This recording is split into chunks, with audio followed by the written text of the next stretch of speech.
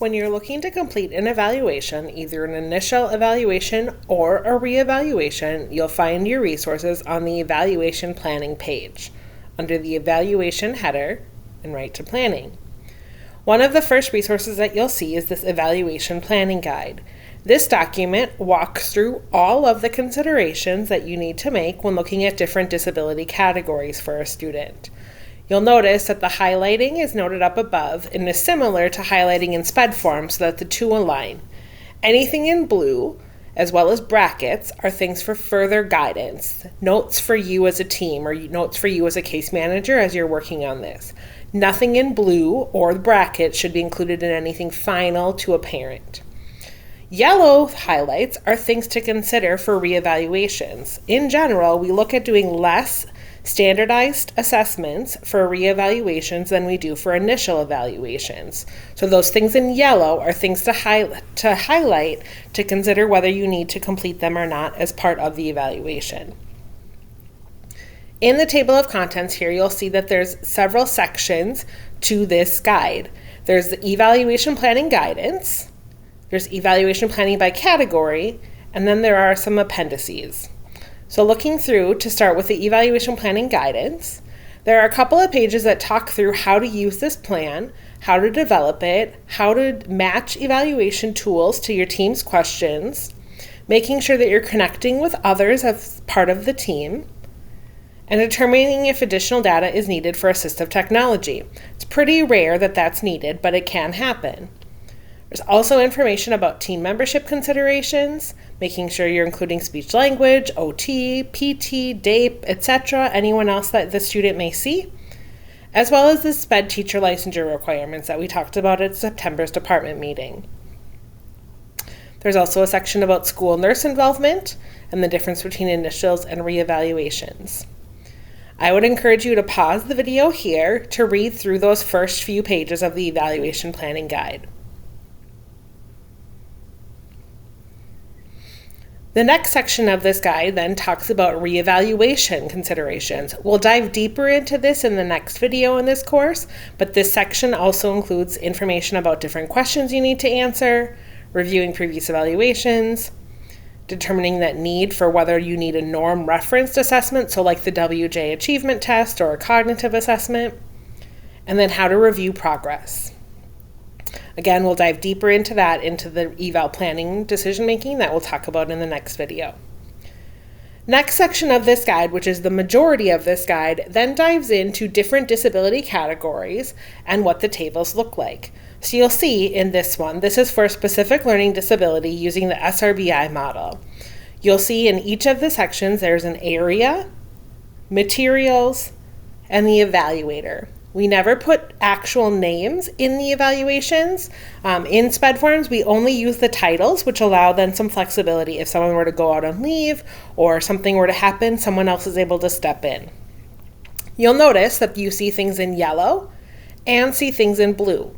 Remember, the things in yellow are things you can consider for reevaluations of whether they're really needed or not. So you see here the Woodcock-Johnson test of achievement. We strongly encourage that is only given for initial evaluations and very rarely given, if at all, for reevaluations. The items in blue, you can see then are guidance for you, things to consider. So you wouldn't put and or in your final guidance or in your final document. You would have just special ed teacher and school psychologist listed, for example. You'll see now as you're scrolling through, each of the different categories is here. All of the categories are represented, so you can find the table that represents the category of the student that you are reevaluating. Scrolling through all of these, you'll get to the bottom of the document then that speaks to some different evaluation flowcharts for occupational therapy and physical therapy and whether they're needed in the evaluation. So if you're considering, or if you hear from a parent about an occupational therapist is needed or my child needs PT services, you can use these flowcharts to help determine whether they would be needed. You're also encouraged to reach out to the occupational therapist or physical therapist for your district if you have any questions about these pieces, but these flowcharts just help walk through what that looks like, whether that is Part B, so majority of you are Part B, or Part C for a birth to 2.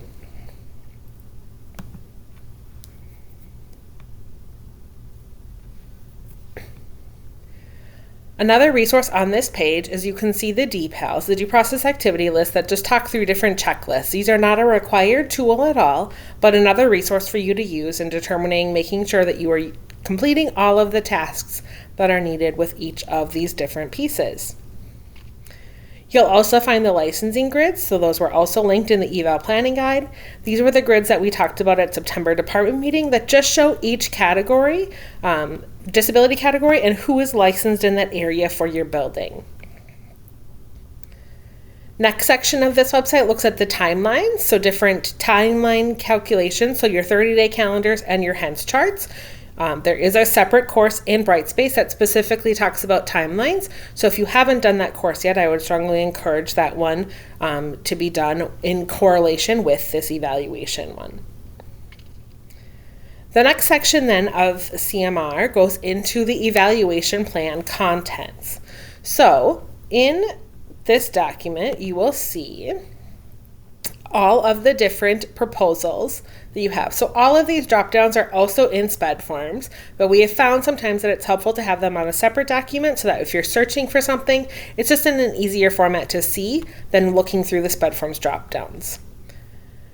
In the prior written notice for an evaluation plan, you'll see similar questions to what there are on an IEP prior written notice. There are actions that we need to propose. We need to explain why we are proposing them. We need to look at sources of information, and we need to look at other options considered and any other relevant factors. So looking at looking at actions proposed or refused, you're going to want to explain here what you're doing the evaluation for. Is it an initial evaluation? Is it a reevaluation? Are you looking at some further details because the student's needs have changed, so you want to gather some more information? You'll see here an example of a non-compliant example and a compliant example. So the non-compliant example just doesn't give enough detail, whereas the compliant examples provide that detail. Under the explanation then, you're going to say why it's needed. So non-compliant example, again, just that it's required every 3 years. It's not a compliant example because we know that it's due at least every 3 years. So some compliant examples are listed there that give a little bit more detail as to why we are completing the evaluation.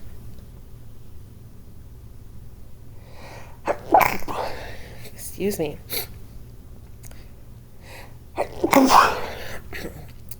Third section is sources of information. So here, this part of it is where you're going to list the exact assessments that you're going to give. So when you're doing an evaluation plan, I would highly suggest having that eval planning guide open and available as you can look to see exactly what you need to put in. Other options considered, we always had to put something in this box, and there is a drop down that is the very first drop down you can choose that gives this example right here. So what this statement is saying, and the one that needs to be in all evaluation plans, is all of the areas that we considered gathering data but didn't complete it. So you would say the team considered gathering data in the area of, and you would only include the areas in which you are not doing assessments. So if you are not doing any assessments in health, social, emotional, or adaptive for the student, you would delete those, or you would keep those in there, and you would delete out all of the areas where you are doing assessment. And then the final piece of the evaluation plans is other factors. So this one you can say just no other concerns were identified. You can't keep it blank. So nothing can be blank on this one, but you can just say no other concerns were identified. Or if there is a other relevant factor, so about attendance, or you may also want to say that the student will be evaluated only in the morning due to their alertness level, or after their midday medication, anything like that. Any specific things specific to the evaluation, you'll want to post there under other relevant factors. The last section of this page then just goes over some frequently asked questions. I won't go through these specifically, but know that you can take a look at each of these, and if you want to know the answer to any of them, you just click on it to see the details. So with that, we are going to go then into SpEd forms now to take a look at what this looks like in real time. So I have Fake Fakerson here, and I need to do an evaluation plan for Fake Fakerson. I'm going to go into Forms, or you may be seeing him from your SpEd dashboard. I'm going to make sure that I'm going under Referral and Evaluation, and then this Eval, Re-eval Plan Prior Written Notice. First thing I'm going to do is make sure that the previous one was finalized. So I see here the Finalize button is not grayed out, so I'm going to finalize this one first, and then close that. I'm going to choose today's date and choose the reason for the referral, or why we're doing this. So we're going to say that this is FAKE's 3-year reevaluation. Our actions proposed, we're going to clear this out, and we are going to choose the action proposed. So looking here, and it's not an initial, it's a reevaluation. So we want to say here, FAKE needs a reevaluation to assess current performance and determine educational and secondary transition needs. So this is if FAKE is a secondary student, you would include that. So that means 7th grade or above. And reevaluations are occur at least every 3 years for the student. And we can say FAKE is making progress with his academic goals and is showing concern with his behavior, skills, goals. They're showing lack of progress.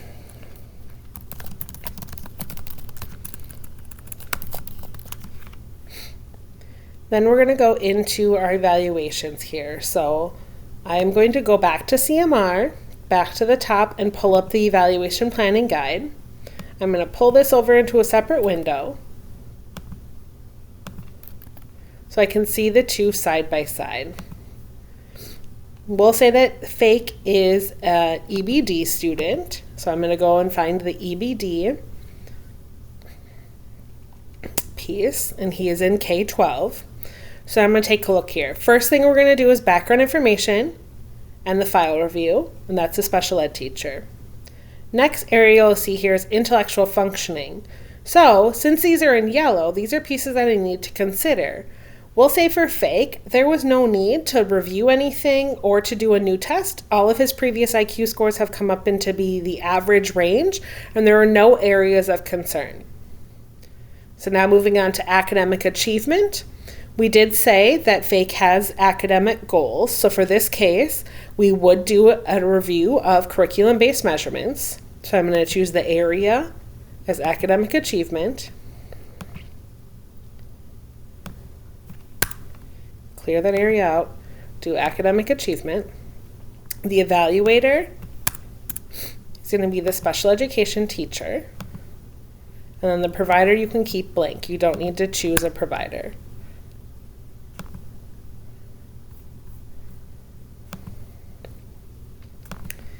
For the tool then, I'm going to clear this out and again go here. You'll notice that it is in order. Background information, intellectual, it aligns up perfectly. So we'll say here, administer, review, curriculum-based measures. And then we're also going to review progress of his performance because he has goals in this area. So you'll see this is right up on the top, review of progress and present levels in performance in, we'll say reading and math, or whatever goal areas FAKE has. So that area is done. Next section you'll see here is physical health assessment. So again, it's a team decision for reevaluations, and we'll determine that FAKE doesn't need a health physical assessment. Next is social emotional. A BASC is required for an initial evaluation, but not required for reevaluations. So for this area, we really want to focus, FAKE is struggling with his behavior, so we are going to do a new functional behavior assessment. So I'm going to clear out that area. We're going to say social emotional learning, special education teacher, and then in this area we are going to find functional, and you can start typing in the search here and it will pop up, functional behavior assessment. We're also going to review progress and present levels because FAKE has goals in this area. So I'm going to clear out my search and start typing in review of progress and performance, and we'll say in social, emotional, behavioral functioning. The evaluators here are the special education teacher and the school psychologist. And then the final area here is the post-secondary transition. So FAKE is a high school student. We'll say, so this is required part. So post-secondary transition, this is going to be the special education teacher. And our evals and assessment, we're going to give the tracks. And notice here, there's some blue here. So we're going to see if the student, so this FAKE does have appropriate cognitive ability, so I am going to administer the track survey to him. And then the additional area of tool is we're going to just choose a student interview.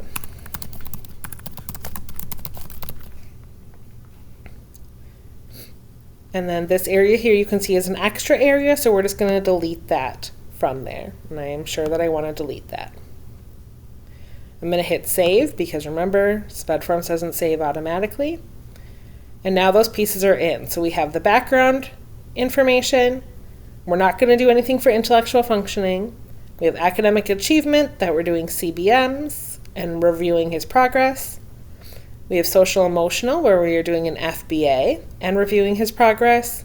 And then post-secondary transition, we're doing the tracks and a student interview. The next section then on the prior written notice is the explanation of why. So I'm going to clear out this old one and you're going to choose a new one here. So if you start typing in reevaluation, or if you just look here, so we can choose this first one and say a reevaluation is needed to determine if he's a continuing need. We'll provide the IEP team with updated information and help us determine a plan to program. So if I had additional information here of why we're doing what we're doing, I can list that. Otherwise, going on to the sources of information, you can clear those out or keep them there and choose this. I often choose this first one. And then you're going to include all of the pieces that you use to determine this plan. So we got input from his teachers, his parents, we looked at his current progress, we reviewed his current, most recent group achievement scores, so on his MCAs, and review of prior evaluation data were used. The team considered, so other options, you're going to again choose this first box here. So we considered, and this is where you're going to delete out areas that you're not evaluating. So we are not evaluating intellectual. We are evaluating in academic, so we're going to clear out academic. We're not doing health, so we're going to clear that. We are doing social emotional. And then we are not evaluating any of these other areas. So we're saying here, we considered gathering data in the areas of intellectual, health, adaptive, communication, motor, and sensory, but existing data indicates there are no concerns in this time. And then our additional factors, we can just say there's nothing else relevant here. You're then going to scroll down, make sure that your name and title and phone number and email are all accurate there, and you're going to hit save.